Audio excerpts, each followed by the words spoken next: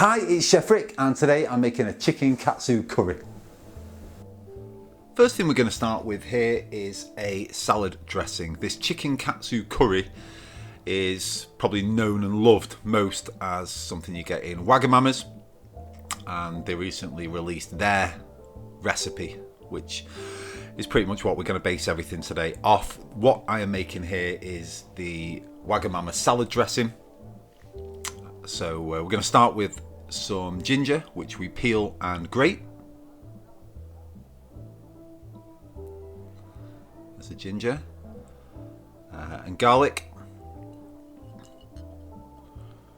which we're just going to really mince. Right, first of all, peeling it, chopping it, and then as we always do with these, we're just going to move left and right over the garlic, just taking our time, just making sure those bigger pieces are all chopped up. So this is going to be a salad dressing, and mine's going to go into a squeezy bottle, so it's got to be nice small pieces that are going to fit through there. So that's the garlic chopped, a shallot, just like we do with an onion. We're just going to take off the top of the shallot, chop it in half through the root, but keeping the root intact, so not chopping that root off. Peeling it,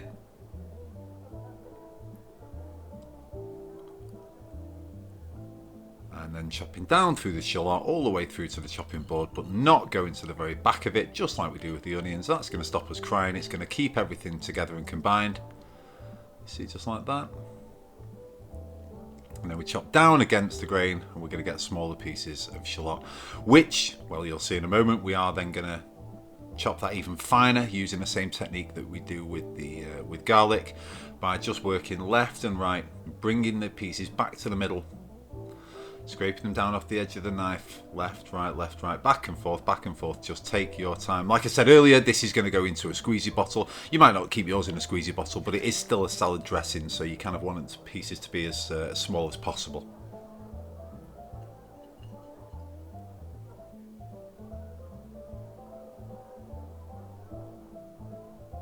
Okay, so here, first thing we're going to add there is vegetable oil, soy sauce, all the quantities will be in the description, water, just a small splash, rice wine vinegar,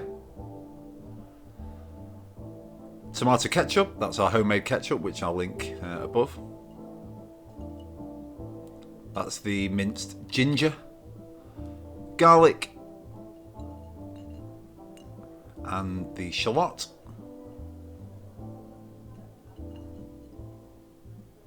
And now we're going to give that a really nice mix up, a whisk together. Just make sure everything's perfectly combined. I keep mine in a squeezy jar like this because it's a salad dressing, and obviously that's going to last a while. It's a really nice salad dressing as well. But yeah, if you put it into a container like this, give it a little shake prior to using it, of course, but that can just go in the fridge. And that is a Wagamama salad dressing ready to go. Now we're going to make a katsu curry sauce. So first thing we're going to do is take an onion, like we do in every single video, take off the top, chop it in half through the root, just like that, keeping the root intact stops you crying, peeling the outer layer of skin off.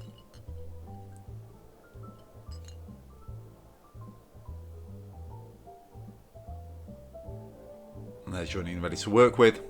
And what we're going to do is chop right down through the onion, through to the chopping board, but not going all the way to the back of the onion where the root is. By doing that, it's going to stop us crying, and it's going to make chopping really easy. The last two cuts, saw into them like that, and then chop down, just so you don't risk slipping. And when you slice sideways into the onion like that, just do it slowly and move your fingers out of the way, so if you do slip, you're not going to cut your fingers off.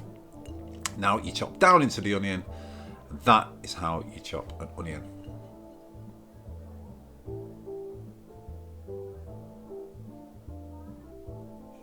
There we go. Garlic again, we're just going to top and tail and peel the garlic. Crush it with the back of a knife.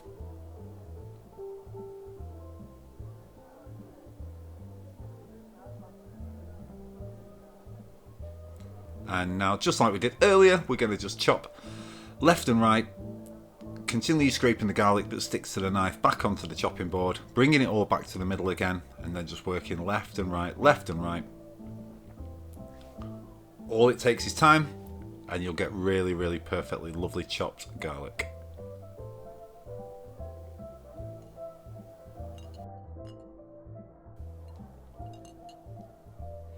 That's ginger that's just been chopped, peeled and grated like we did earlier for the dressing. We're going to take a saucepan onto a low heat, fairly low heat at the start. Just put a little oil in there. In with the onion and the garlic and the ginger.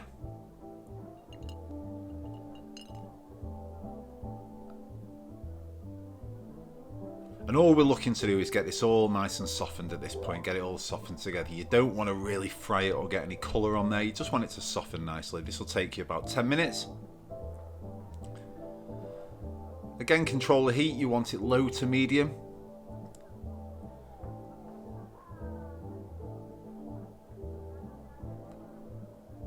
You can see there, so that's kind of sweated down. There's some liquid being released from there. That's probably had, like I say, around about 10 minutes on a low heat.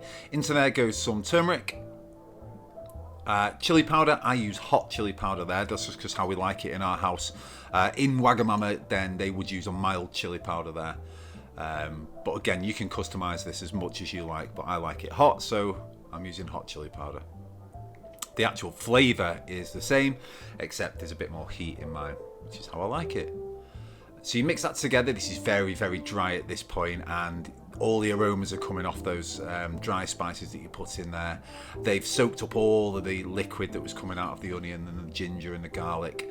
And if you thought that was dry, now you're just going to add some flour, and this is really like a very dry mix, almost like the start of a roux. So we're going to take this really, really dry, really aromatic kind of mixture of onions and spices and everything else that you've seen going in there, and then we're going to add vegetable stock. Oh, sorry, that's a chicken stock. We're going to add chicken stock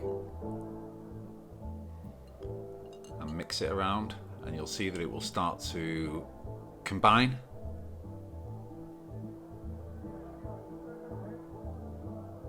Obviously that mixture is going to absorb all of that stock, and it's going to be super, super thick at first, but we're just going to add more stock. Thin it down nicely. Even at this stage, it's starting to smell, and it would taste like a really beautiful katsu sauce, but we're going to get this perfect. We're going to get this amazing. I've switched over to a whisk just because we're making a sauce, so why not? It helps everything combine nicer.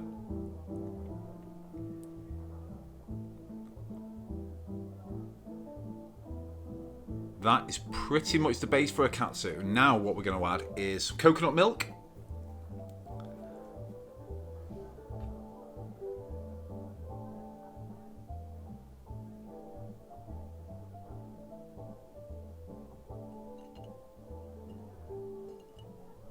And some sugar. And once they're added and you're mixing them around, this is where you've got to test it and taste it and make it how you want it. If at that stage it tastes exactly as you like it, we'll leave it that way. If you want to add a little bit more sweetness, you can put some more sugar in there. If you want a bit of that creamy coconut flavour, add a little bit more coconut. It's entirely up to you. I wanted it sweeter and I wanted a bit more coconut, so there you go. That's what I've done. But this is entirely up to you. One thing that you will see is that coconut obviously changes the colour slightly and makes it look a lot more like a katsu curry sauce that you've had before.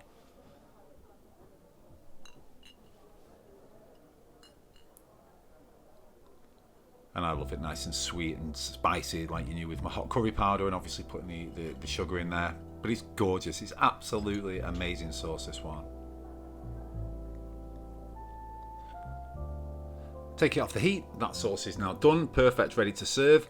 I ended up having to go out, so I put it in the fridge, and this was the next day, so it reheated absolutely beautifully. This is a chicken katsu curry, so we're going to take 2 chicken breasts, free range. First thing we always do with chicken breasts, if there's any of those connecting areas at the top, I'll just remove them and trim the breast down just to keep it all lovely and neat. But these were fairly beautiful breasts anyway.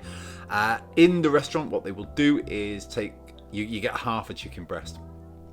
So chop your chicken breast, what do you call it, lengthways, and that's what you're going to be left with. That's really, really beautiful. Doesn't need pounding or anything else like that, and it's going to cook really nice and evenly. It's not going to be over thick. Again, I'll just do it with the second breast here to demonstrate what I was talking about. So I remove any bit of connecting bits at the top of the breast, and then take a very sharp knife and carefully cut in sideways. Now that's called butterflying a chicken breast. You can do anything like that if you're going to stuff it for ballotines or Kievs, but we're just going to use half of the breast for now. So there's the two halves, which are going to be perfect portions of this curry.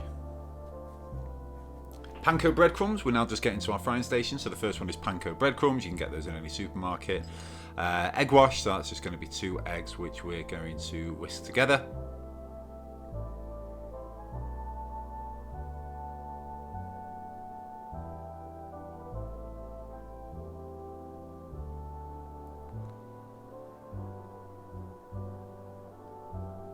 Making a seasoned flour, so we're just using an all-purpose flour, to which I've added some onion powder, some white pepper, some salt, and some black pepper. Salt and pepper is the minimum that I would always ask you to put into a seasoned flour, but you can put as much or as little as you like. I just think those things just bring it out nicely, the nice pepperiness with the white pepper, etc., and a little onion.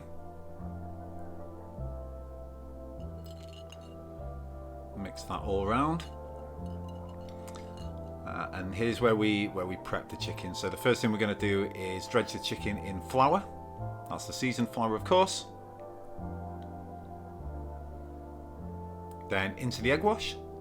Make sure the whole thing's covered. The flour is going to help that egg stick to the chicken, and then from there straight to the panko breadcrumbs, and obviously they're going to stick to it because they've got the egg on there as well. So this is exactly how it would be done in the restaurant. And you can put that there, that's ready to go. At this point, by the way, you want to start heating up your fryer. Mine is a fryer that's got a thermostat on it, so I can set it to 160, but you just want to get your oil hot in a pan so that when you drop one panko breadcrumb in there, it starts to sizzle slightly, but doesn't brown, doesn't go immediately dark. So that's how you're going to prep the temperature of your oil. As you can see here, I'm just prepping a second breast. All this can be done in advance, and then these can go in the fridge until you're ready to fry them.